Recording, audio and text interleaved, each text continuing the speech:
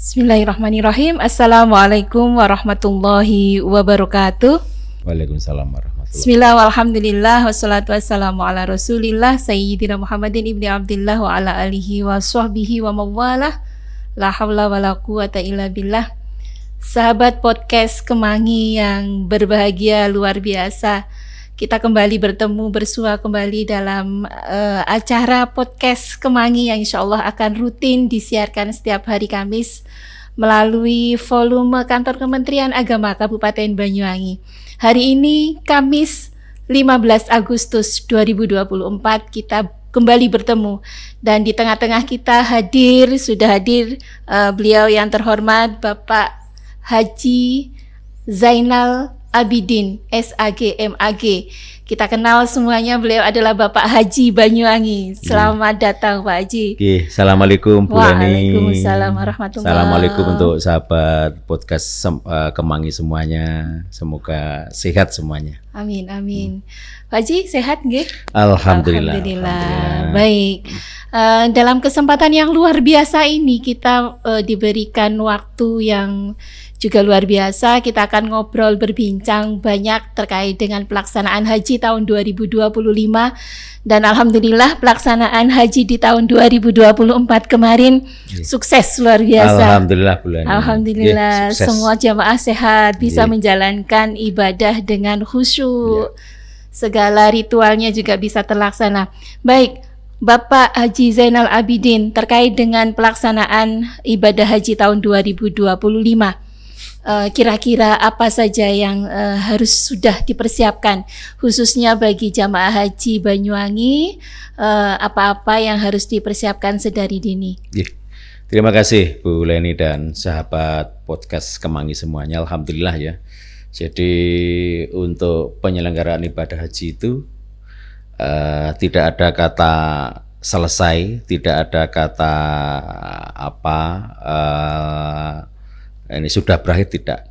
Begitu misalkan selesai penyelenggaraan ibadah haji pada tahun 2024, maka akan dilanjutkan dengan persiapan penyelenggaraan ibadah haji pada tahun 2025. Terus-terusnya 2025 selesai, 26, 27 sampai terus nanti seperti itu. Dan alhamdulillah sebagaimana kita saksikan baik melalui media sosial, media televisi, dan lain-lain apa yang disampaikan oleh Menteri Agama dan Dirjen PHU dan semuanya menyampaikan alhamdulillah untuk pelaksanaan haji tahun 2024 sangat sukses. Alhamdulillah. Sangat sukses. Lah, ini indikatornya juga banyak sekali. Terbukti tingkat kepuasan jamaah haji juga luar biasa. Adapun di beberapa titik masih ada 1-2 lah, itulah dinamikanya tentang penyelenggaraan ibadah haji ya. Jadi pernak-pernik tak ubahnya seperti menambal pipa yang bocor ya. Betul. Jadi ditambal di titik A nanti akan bocor di titik B. Seperti itu wajar. Jadi tapi Kementerian Agama tentunya tidak berlepas diri, semuanya kita evaluasi. Contoh ketidaksempurnaan di pelaksanaan ibadah haji tahun 2023, terutama di pendorongan di Mina, dari Mina ke dari Musdalifah ke Mina, karena kekurangan sarana transportasi bis tentunya. Pada tahun 2024 ini sudah dievaluasi dan alhamdulillah sudah tidak ada masalah dengan skema murur, terutama bagi jamaah yang lansia. Mereka tidak mabit langsung turun di tempat lapang atau turun di tempat yang silakan, tapi cukup mereka berada di bis. Dengan seperti itu, alhamdulillah evaluasinya tidak ada masalah tahun ini di 2024. Artinya pendorongan dari Musdalifah ke Mina sesuai dengan apa yang direncanakan. Pukul 7 siang, pukul 7 pagi, alhamdulillah sudah tidak ada jamaah yang berada di Musdalifah. Artinya tidak ada jeda waktu untuk jamaah menunggu transportasi sampai lama seperti tahun-tahun sebelumnya gitu ya Pak Haji. Betul, alhamdulillah. Jadi di pukul 7 sudah maksimal, semua jamaah sudah terdorong di Mina sehingga sudah terlayani dengan baik, tidak ada masalah. Ini bentuk evaluasi dari penyelenggara haji di tahun 2023 sebelumnya. Luar biasa. Gitu. Nah, terus ini bagaimana terkait tentang penyelenggaraan ibadah haji di Banyuwangi? Barangkali juga ditanyakan oleh Bu Leni. Alhamdulillah, tahun 2005. beberapa problem dikit-dikit, terutama terkait persiapan ya penyelenggaraan haji, pasnya di masalah untuk dalam rangka melengkapi dokumen. Evaluasi di tahun sebelumnya di 2024 kemarin, per Oktober ini kita sudah sampaikan sosialisasi kepada masyarakat agar segera melengkapi dokumen haji. Di antaranya apa? Pempasporan ini yang pertama ya Bu Leni ya. Pempasporan ini termasuk tahapan haji yang membutuhkan waktu yang relatif cukup. Mengapa? Taruh misalnya untuk kuota haji kemarin di 2024 1.244 yang terdata, tetapi yang berangkat di 1.232 ya. 232 ya untuk tahun mohon kemarin. Maaf, 1.238. 1.238. Nah, ini kita mulai di Oktober di 2024. Lah itu menjelang keberangkatan di bulan Mei, itu kurang 1 minggu masih ada 1-2 jamaah haji yang belum tuntas masalah pempasporan. Padahal sudah berapa bulan ya, Oktober, November, Desember, Januari, Februari, Maret, April, 7 bulan. 7 bulan lebih. 7 bulan ini. Makanya evaluasinya bagaimana? Untuk tahun depan di 2025 ini, alhamdulillah kita sudah mulai di bulan Juli kemarin. Oh, berarti sudah mulai pemasporan? Sudah. Jadi di bulan Juli kemarin kami sudah informasikan, sudah sosialisasi kepada jamaah haji, sudah kita undang beberapa yang di wilayah selatan, barat, dan timur selatan. Ini sudah kita sampaikan. Kita mulai kemarin acara pertama sosialisasi ini kita tempatkan di MTS 2 Banyuwangi di Sambirrejo Bu Leni, dengan mengundang jamaah haji yang dari wilayah selatan, Pesanggaran, Silir Baru, Purworejo, Bangurjo sendiri. Kita berikan informasi-informasi terkait persiapan penyelenggaraan haji di 2025. Meliputi apa? Untuk melengkapi dokumen, diantaranya apa? Pempasporan. Nah, jadi rentan waktunya cukup panjang supaya jamaah itu betul-betul siap untuk melengkapi kita targetkan dokumen. Setidaknya karena untuk pemberangkatan tahun depan ini sudah ada jadwal ya Bu ya. Insya Allah tahun depan itu jamaah haji kita berangkatkan kloter pertama, gelombang pertama itu di tanggal 29 April. Kita sudah dapat ketentuan seperti itu Pak Haji? Ada datanya, tahapan-tahapan ini sudah ada. Jadi ya tak ubahnya seperti yang tadi di awal saya sampaikan. Begitu selesai, maka panitia pusat atau Kementerian Agama sudah menyusun jadwal untuk persiapan penyelenggaraan di tahun berikutnya. Nah, misalkan tahun berikutnya ini nanti jamaah diberangkatkan kloter pertama, kemudian gelombang pertama tanggal berapa sudah ada, yaitu di 29 April 2025. Begitu Bu Leni. Luar biasa. Jadi untuk daftar jamaah yang akan berangkat pada tahun 2025 yang akan datang itu sudah estimasi siapa-siapa yang berangkat, berapa jumlahnya, itu juga sudah ditentukan. Alhamdulillah ya, Pak? Bu Leni dan sahabat podcast Kemangi semuanya, ini merupakan bentuk jawaban ya dari masyarakat. Masyarakat ini setiap kita sampaikan informasi mesti begini, Pak Zainal, kalau bisa data-data siapa jamaah haji yang berangkat tahun depan jauh-jauh hari sudah tersampaikan ke kami. Mengapa?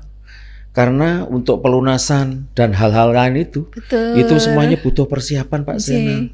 Kalau tahun kemarin misalkan pelunasannya 34 juta sekian dibulatkan 35, itu bukan dana yang sedikit. Sehingga kalau informasi itu jauh-jauh hari sudah tersampaikan ke kami, minimal kami persiapan, minimal kami nabung dulu. Itu yang pertama.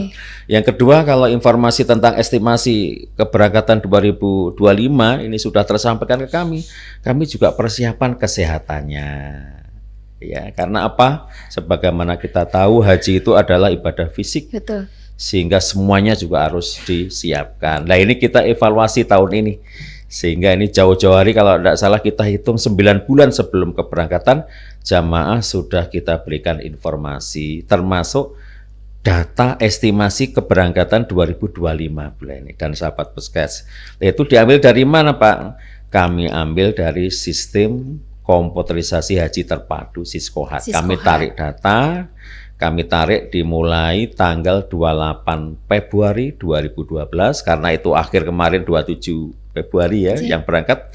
Kami tarik data di 28 Februari 2012 sampai Juli 2012. Berarti ini estimasi pemberangkatan untuk jamaah yang daftarnya pada bulan Februari tahun 2012 gitu ya Pak Haji? Nggih. Nah, diperkirakan nanti insya Allah akan diberangkatkan di 2025. Pak Haji, banyak pertanyaan ini di masyarakat, khususnya yang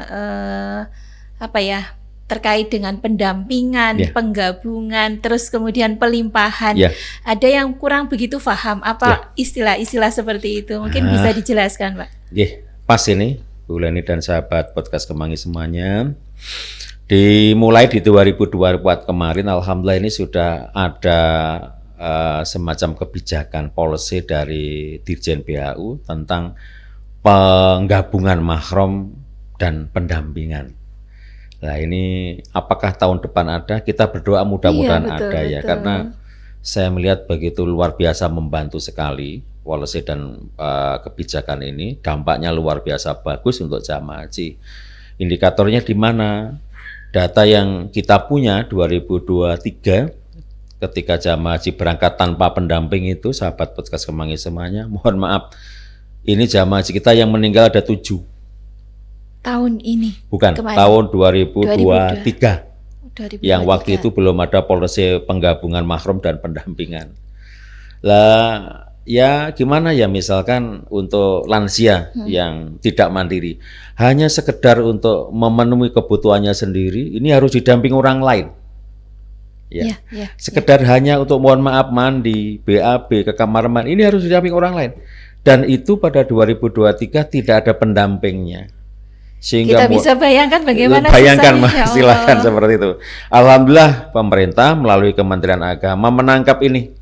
Tentunya melalui masukan-masukan evaluasi dari bawah, ini lebih baik ada pendamping ini Pak, Bu, dan lain-lain. Akhirnya diterima, disetujui, dan tahun 2024 ada aturan yang memungkinkan adanya penggabungan dan pendampingan mahram. Dan semenjak itu alhamdulillah 2024 kita bersyukur jamaah kita, mohon maaf ya, kita bicara data ini yang meninggal hanya 3. Itu pun terjadi bukan di usia lansianya, tetapi jamaah-jamaah yang memang mulai awal keberangkatan dari Banyuwangi ada penyakit bawaan, ada jantung, ada dan lain-lain, sehingga yang meninggal bukan dari kalangan yang lansia, tetapi mohon maaf jamaah yang memang sudah punya penyakit bawaan dari rumah. Dari Indonesia sudah punya. Betul, keluhan. Dan ini kita jelaskan apa itu penggabungan mahram dan pendampingan. Begini, jadi melalui aturan itu Kepdirjen jamaah haji yang sudah masuk kuota berangkat tahun berjalan itu boleh mengajukan penggabungan mahram. Bagi pertama siapa? Jamaah haji yang terpisah pendaftaran antara suami dan istri. Ya, misalkan si suami sudah kuota berangkat 2025, sementara istrinya baru daftar misalkan di tahun 2019. Maka suami yang sudah masuk kuota berangkat 2025 nanti setelah pelunasan itu berhak boleh mengajukan permohonan pendampingan mahram. Pendampingan. Ya, penggabungan. Ada persyaratan tertentu atau seperti apa, Pak?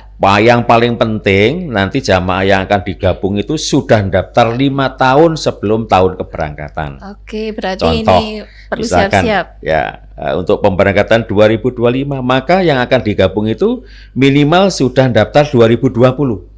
Oh, ngitungnya begitu ya, Pak ya. Tanggalnya bagaimana terakhir? Kalau keberangkatan tadi kan 29 ya. Maka minimal 28, itu maksimal 28 sudah harus mendaftar. Kalau daftarnya 29 April enggak bisa. Kalau 28 ke bawah bisa 28 April ke bawah ya, meliputi 27 dan lain-lain, Itu bisa. 2020 baru bisa. Itu syarat yang penting. Yang kedua, kalau ini penggabungan mahram suami istri, persyaratan selanjutnya adalah adanya buku nikah. Mutlak Pak Haji. Harus, harus. untuk membuktikan bahwa ini suami istri kan buku nikah. Jing. Kalau tanpa buku nikah tidak bisa. Itu. Kalau keterangan bahwa yang bersangkutan adalah suami istri Oh, gitu. enggak bisa. Udah bisa ya, Pak? Enggak boleh. Ini harus buku nikah. Harus buku nikah. Ya, Itu. jadi mutlak. Selanjutnya nanti misalkan fotokopi KTP, KK, baik suami dan istri, kemudian setor awal BPIH, SPPH, dan lain-lain, termasuk bukti pelunasan dari yang mengajukan permohonan penggabungan mahram. Itu yang pertama. Okay. Yang kedua ada istilahnya penggabungan mahram, tapi untuk orang tua dan anak. Antara ibu dengan anak, antara bapak dengan anak, ini boleh. Kalau penggabungan tadi suami dengan istri. Ya, ini antara orang tua dengan anak. Syaratnya apa? Kalau orang tua dengan anak dibuktikan dengan akte kelahiran. Ini bukti yang pendukung yang paling utama. Tapi untuk persyaratan 5 tahun tadi juga harus sama. Oh, sama juga. Ini yang kedua. Yang ketiga, penggabungan antara kakak dengan adik. Ini saudara kandung. Nah, ini juga masing-masing dibuktikan dengan akte kelahiran. Dengan akte kelahiran. Betul. Nanti orang tuanya sama. Sama. Gitu, nanti didukung juga dengan kakak.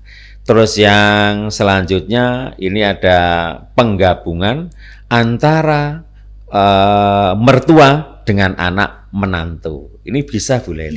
Bisa. Tidak harus orang tua kandung. Bukan. Ya. Nah, ini dibuktikan dengan buku nikah sama kartu keluarga. Dan yang terakhir ini pendampingan. Pendampingan sama saja bagi anak dengan orang tua yang karena faktor satu lansia dan masalah kesehatan. Ini bisa. Tapi harus misalkan ini antara anak dengan orang tua, ini antara kakak dengan adik, antara suami dengan istri. Pendampingan yang bersifat karena masalah satu fisik dan kesehatan ya. Ini boleh. Seperti itu ya. Ini. Baik, sahabat podcast Kemangi, keterangan yang disampaikan oleh Bapak Kasih PHU luar biasa. Selanjutnya Pak Haji, untuk estimasi jumlah jamaah haji yang tahun ini, yang tahun 2025 akan berangkat, apakah ada peningkatan dibanding atau penambahan jumlah jamaah haji dibanding tahun yang sudah lewat, tahun 2024 kemarin hari ini? Sahabat podcast Kemangi, untuk masalah berapa nanti jumlah jamaah haji Banyuwangi, untuk di Jawa Timur ini kuotanya kuota provinsi ya Bu Leni dan sahabat podcast, sehingga nanti kita baru tahu setelah provinsi membagi itu. Tapi insya Allah prediksi saya tidak jauh dari tahun kemarin. Jadi kalau tahun kemarin kita mendapat kuota jamaah sejumlah 1.244, tapi yang terserap hanya sekitar 1.238. Mengapa dari 44 menjadi 38? Sebagian ada yang mundur, sebagian ada yang menjelang pemberangkatan meninggal, dan sebab-sebab yang lain. Sehingga bagi yang ada yang meninggal yang mendadak seperti itu akan digantikan oleh nomor porsi di bawahnya. Kalau data kemarin yang kami lihat, sebagian ada, kalau tidak salah ada 2 yang digantikan dari Jember. Seperti itu. Jadi perkiraan untuk estimasi tahun 2025 tidak jauh lah, sekitar 1.200 sekian. Nanti mudah-mudahan syukur bisa bertambah. Amin, amin. Karena ini jamaah haji Banyuwangi sudah banyak yang menanti-nanti gitu ya Pak. Pak Haji, untuk tahun ini apakah kemudian terakhir Pak Haji ini untuk para jamaah haji yang lansia ada prioritas seperti tahun-tahun sebelumnya atau bagaimana Pak? Begini sahabat podcast semuanya, untuk prioritas lansia itu amanah Undang-Undang nomor 8 2019. Sehingga mau tidak mau prioritas lansia ini harus dilakukan oleh pemerintah melalui Kementerian Agama. Bahasa di undang-undang berbunyi bahwa jamaah haji yang usianya sudah di atas 65 tahun, maka mereka berhak mendapatkan prioritas layanan pemberangkatan. Artinya mereka jamaah haji yang sudah daftar 5 tahun, ya sudah daftar 5 tahun dan usianya di atas 65 nanti akan berhak mendapat prioritas pemberangkatan. Prosentasenya ditentukan sekitar 5-6%. 5-6% tergantung nanti antrian jamaah haji di Banyuwangi yang usianya di atas 65 itu berapa, yang sudah daftar di atas 5 tahun, itu berapa jumlahnya, nanti akan di-ranking dari atas. 2023 usia tertua 103. Tertua. 2024 kemarin usia tertua 99. Usia termuda 84. Lah, dari data ini kita bisa melihat per tahun turunnya sekitar 3-4 tahun.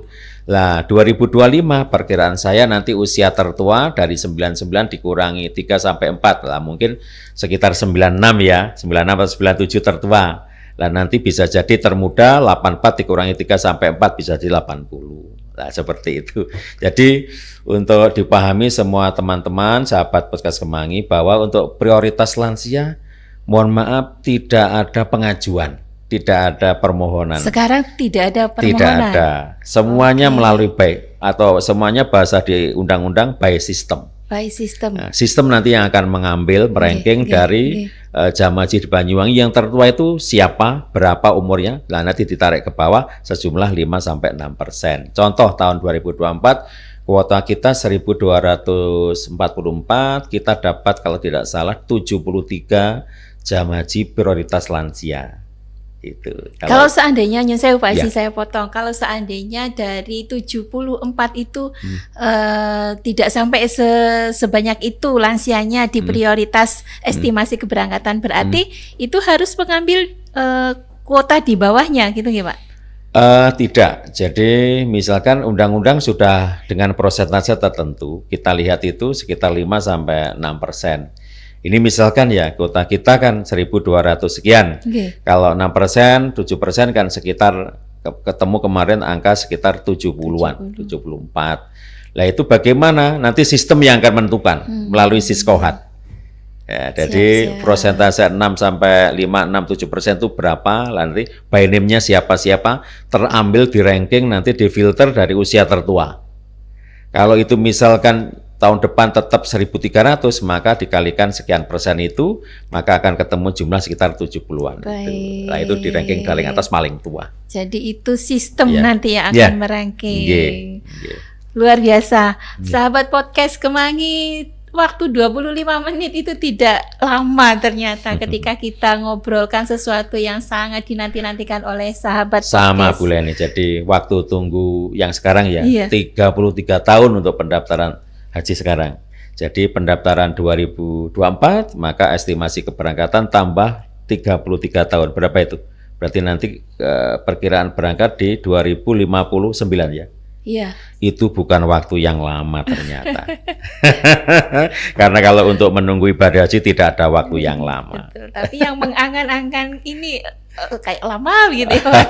Insyaallah. Oke, baik. Akhirnya waktu juga yang akan memisahkan pertemuan kita di podcast Kemangi.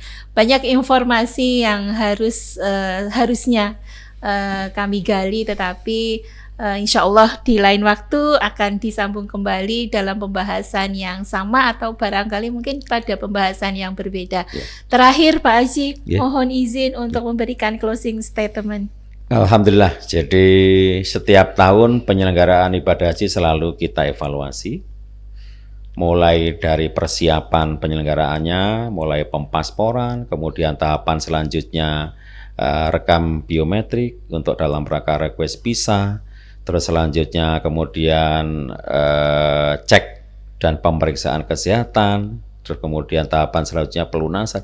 Semuanya kita evaluasi agar nanti semua jamaah haji begitu nanti pemberangkatan di bulan April 2025 ini sudah siap semuanya, dan kita berharap tentunya melalui evaluasi di sana sini nanti persiapannya akan lebih matang yang berdampak kepada layanan kepada jamaah haji. Kalau kita persiapannya lebih lama, lebih matang, lebih detail dan lain-lain, insya Allah nanti penyelenggaraan haji di 2025 insya Allah akan semakin baik, semakin baik semuanya. Amin, Begitu. amin. Oke. Oke, demikian sahabat podcast Kemangi, jumpa kita pada pagi hari ini bersama Bapak Kasih PHU, Bapak Haji Zainal Abidin. Semoga apa yang kita bahas pada pagi hari ini menjadi sebuah pengetahuan dan wawasan bagi para calon jamaah haji yang akan berangkat pada tahun 2025. Kita ingatkan bulan ini, jadi dengan undang-undang itu tidak ada calon. Jadi bagi masyarakat Islam, Muslim yang sudah daftar itu semuanya adalah jamaah haji. Walaupun masih menunggu 34 tahun ya Pak. Alhamdulillah. Gitu. Okay. Demikian, semoga bermanfaat dan kita akan ketemu pada gelombang dan waktu yang sama. Amin. Akhirnya kami akhiri dengan bacaan hamdalah bersama. Alhamdulillahirabbil alamin. Wassalamualaikum warahmatullahi wabarakatuh. Waalaikumsalam warahmatullahi wabarakatuh.